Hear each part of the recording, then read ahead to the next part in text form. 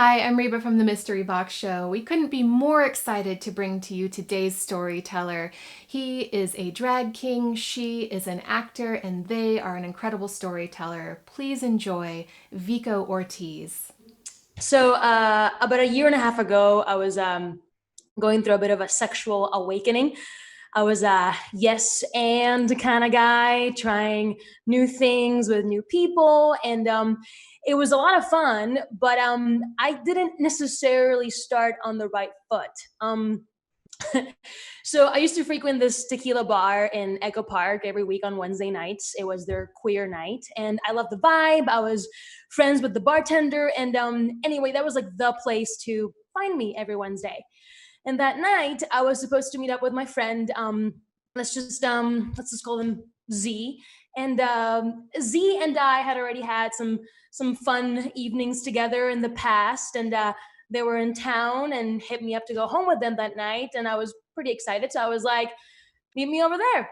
And I get there early as usual to catch up with my bartender friend, take some shots, and then I see W coming into the bar.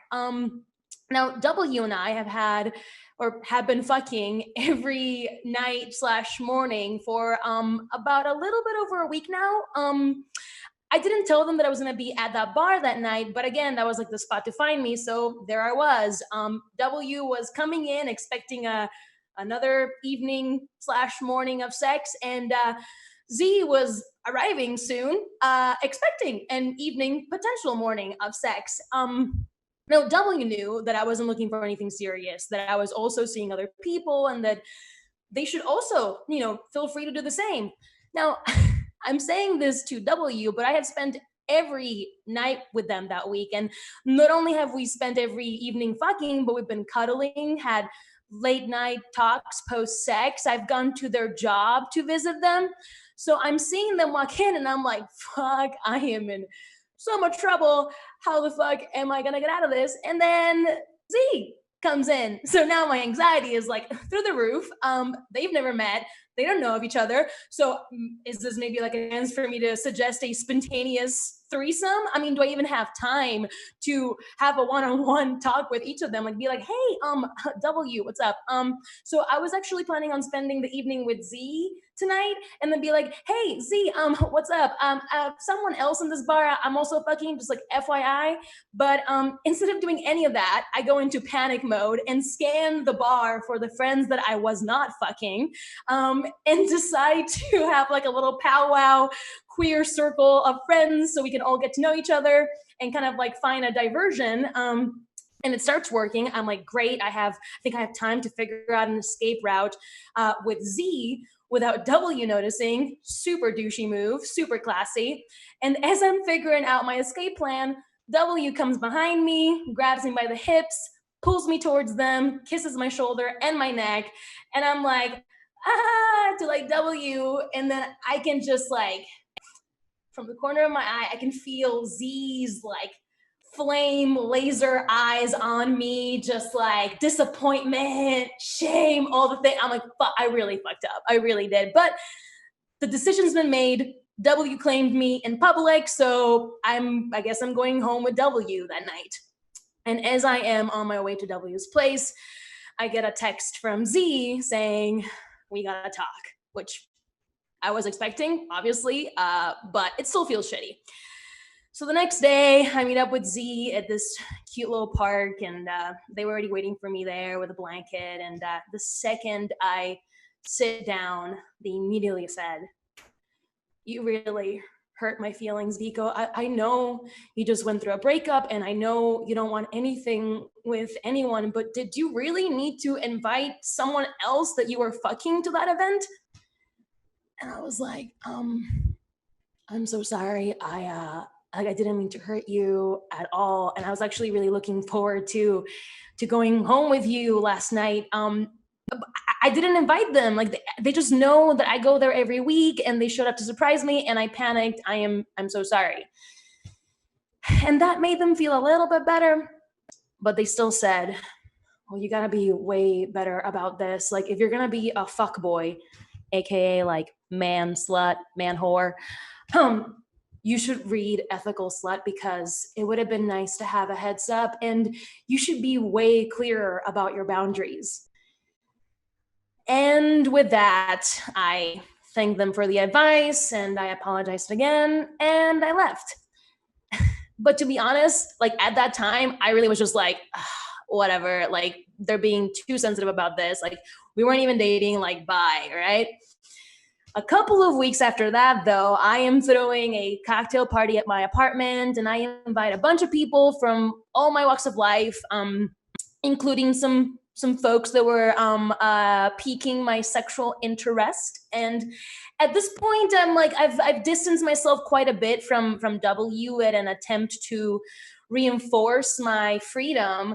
But because W is best friends with my best friend's girlfriend, W shows up to this party, right? Again, I have put myself in a position where I am stressed because I can feel that there's a few people trying to get my attention, trying to see if they're gonna end up staying the night with me in my apartment, giving me little googly eyes, trying to be like, hey, where are you? What's up? And I'm just like too busy playing host and I can't really have a talk with any of them.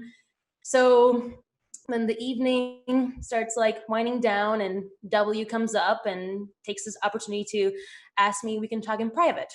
So I take them to my bedroom and we're sitting at the edge of the bed. And when I sit down, I can already see in their eyes, they're like a little bit watery. So I'm like mentally preparing to sound like an asshole yet again.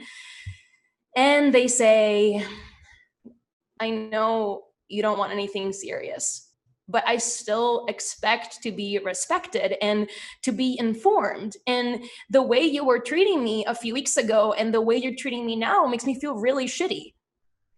And I took a deep breath in and said, I'm sorry. I'm still trying to figure out how to go about all this. And like I'm not trying to fall into another relationship. And when you claimed me in public, it triggered me. And I should have been clearer about that boundary earlier on. To which they said, thank you for saying that. Well, do you want me to stay over the night? And I was like, no. And then they were like, well, can I get a kiss goodbye? And I was like, I know we're in my bedroom, but the door to the living room is still open and like people can see, AKA people that I kind of low-key wanted to fuck that night. So I rather not. And with that, a tear fell on their cheek and they left.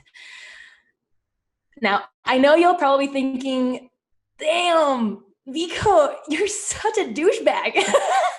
And honestly, I don't blame you. Like, you're right. I was absolutely a douchebag. It was my first time being single in a very long time. And I didn't want to be in a relationship, but I wanted to have sex. But I was never not in a relationship. So my default in treating women and queer folk was with the intention of dating them to eventually become their significant other. I've never done a happy medium. I didn't know anything about boundaries. And I also had a very heteronormative narrative where I wanted to be my significant other's everything and vice versa. And that's just not how it goes. So obviously, while I was unlearning all of that, I unfortunately hurt some people along the way. Now, a month afterwards, I was at this like dyke queer folk party at a leather daddy bar, and there was a corner selling some kink supplies with this mistress doing some demonstrations and trying out stuff on people. And I looked at it and I was like, that looks like fun, but like my friends are over there, so I'm just gonna go catch up with them. So I'm with my folks, with my peers, and this mistress just comes over to my crew and says hello to one of my friends. Apparently they go way back. And then she addresses the whole group saying, anyone want to get shackled and spanked? I'm getting pretty bored over there. And my friend looks at me and says, yo, Vico, you ever been spanked? And I was like, nope. And then they were like, well, do you want to? And I was like, I mean, yes, I am kind of guy. So sure, yeah. But then I see my friend handing over this mistress like a good thing of cash and says, take care of Vico. And I'm like, what the fuck did I just get myself into? So I go over to that corner with her and she grabs these shackles that were hanging from a beam and straight up just starts telling me what to do. Put your hands up and lower your head. So I do, right? And she's pretty rough, but also gentle while putting them on. And then she asks, are they too tight? And I shake my head, no. And then she takes out this like whip from her magical kink toy chest of magic and says, from 1 to 10, let me know if this is too hard. And I'm seeing the whip, and internally I was like, this is like really hot, but like low key, I've never done this. I'm also kind of scared, but I didn't say any of that. I was just like, okay.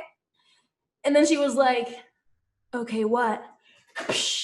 In the air. And I was like, fuck, I already fucked up. I got her angry. Like, what the fuck did I just fucking do? Jesus fucking Christ. And I was like, oh, of course, she's a mistress. I can't just say, okay, what the fuck? Okay, mistress. And then right on my back. And to my surprise, it wasn't that bad. So I say, 5, mistress. And she chuckles and says, good boy. I'll keep it around that. I don't want to scare you on your first time. And she kept her promise. I mean, she was taking real good care of me. At the same time, she was beating me up. And after using the whip, she unshackled me. And I thought we were done. So I was going to be like, thank you. And then go back to my people. And then she was like, I'm not done with you. Are you done with me? And I'm like, how is she making me feel this turned on? Like, what the fuck? So I say, I'm not done with you either, mistress. And then she points out to this horse table and says, I want you to bend over that table and arch your back. Yes, mistress. And I bent over, and from the corner of my eye, I can see her pulling out from her magical kink toy chest of magic a flogger. And now I'm like, this is gonna get heavy. We have achieved the point. And then she's the same thing she said earlier. 1 to 10, let me know how much this hurts. And right on my ass.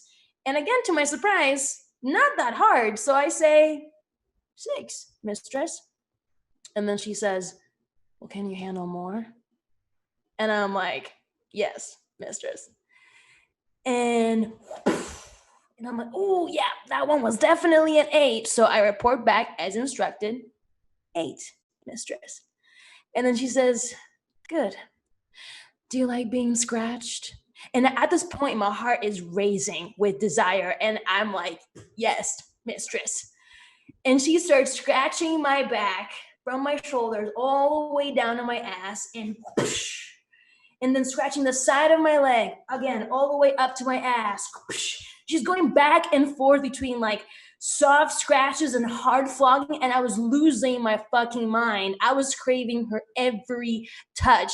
We didn't have any type of intercourse or what I categorize as sex, but I felt like I was having an out-of-body experience. I was the wettest I've ever been. I was so happy and I wanted more. I wanted to learn how to do that to someone and have someone do that to me as often as possible.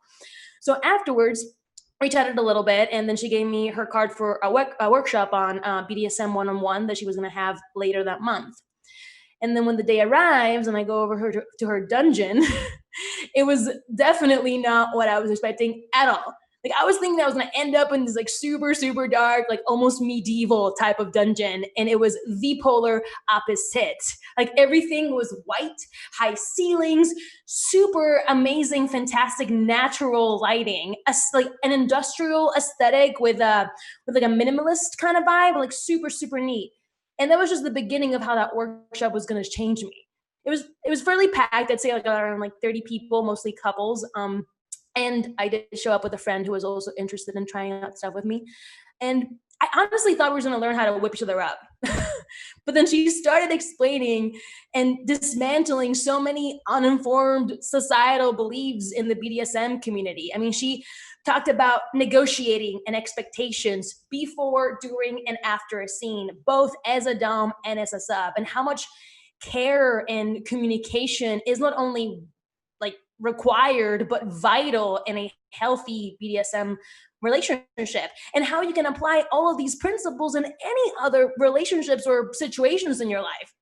And I started thinking about that night that I met this mistress and how clear she was about what she was going to do to me, and then proceed to do exactly that. I knew what she was going to do, and it still felt exciting. And I still felt taken care of.